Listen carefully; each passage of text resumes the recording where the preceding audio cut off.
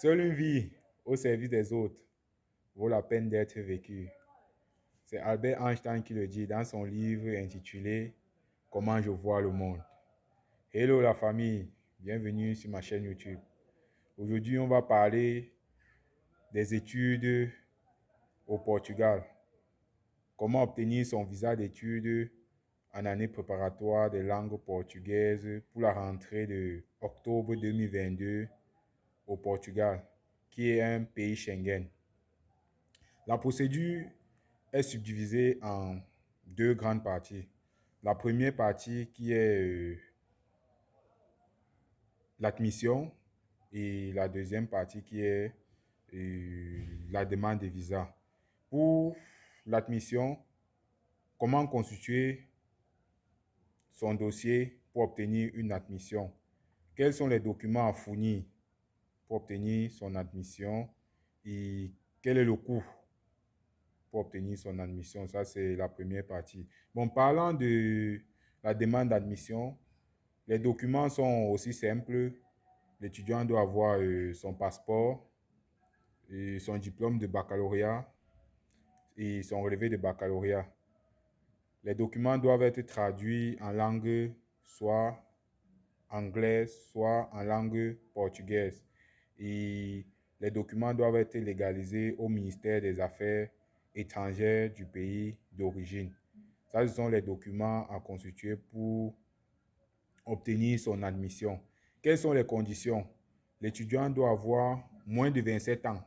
Ça, c'est la première condition et la condition, elle est stricte. L'étudiant doit avoir moins de 27 ans. Et bon, le baccalauréat, la filière, peu importe, ça passe. L'étudiant doit avoir moins de 27 ans. Et avec précision,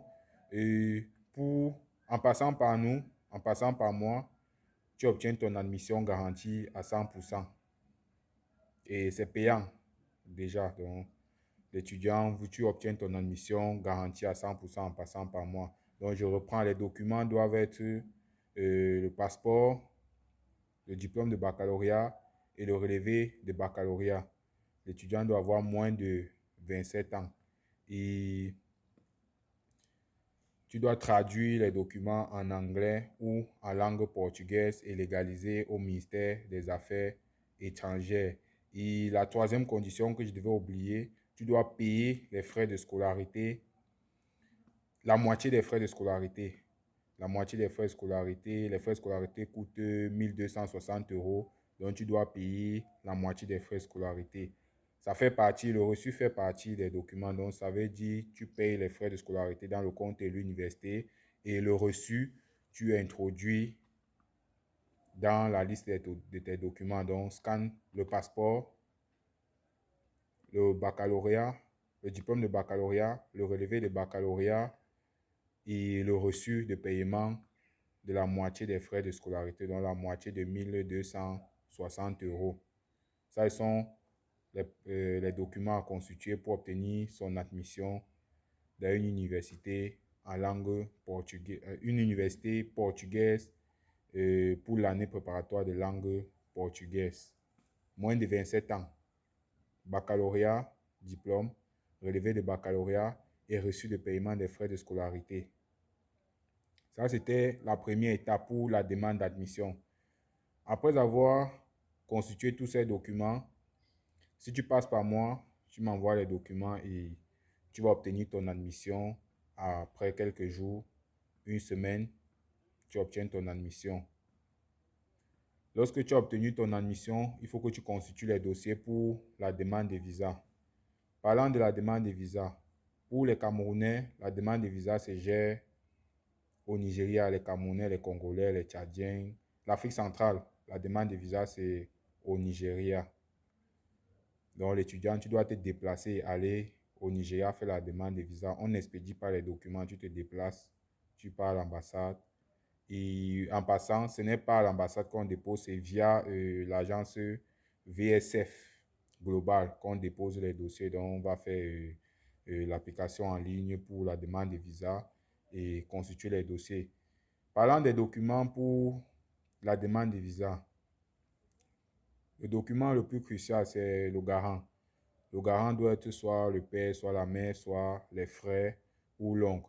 Le garant doit fournir les relevés bancaires des 3 derniers mois avec minimum 7 000 € dans le compte.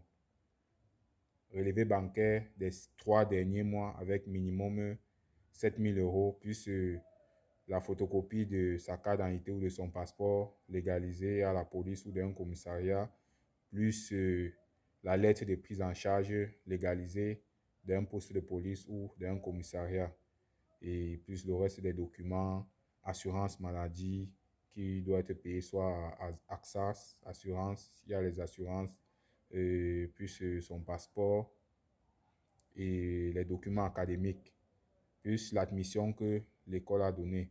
Donc, je reprends les documents pour la demande de visa. Demande de visa en ligne qu'on a imprimé, l'étudiant doit signer dessus. Son passeport, le bac, le relevé de bac et le reçu de paiement des frais de scolarité, son admission que l'université a envoyée, la lettre de prise en charge signée par le garant, la photocopie de la carte d'identité ou du passeport du garant légalisé et les relevés bancaires des 3 derniers mois avec un minimum 7 000 € dans le compte. Bon, les amis, voilà la procédure grosso modo pour les études au Portugal. Elle est subdivisée en 2 étapes, je reprends. Demande d'admission et demande de visa. Pour la demande d'admission, l'étudiant doit fournir comme document le passeport, le diplôme de bac, le relevé de bac. Les documents doivent être traduits soit en langue anglaise, soit en langue portugaise et légalisés au ministère des Affaires étrangères du pays d'origine.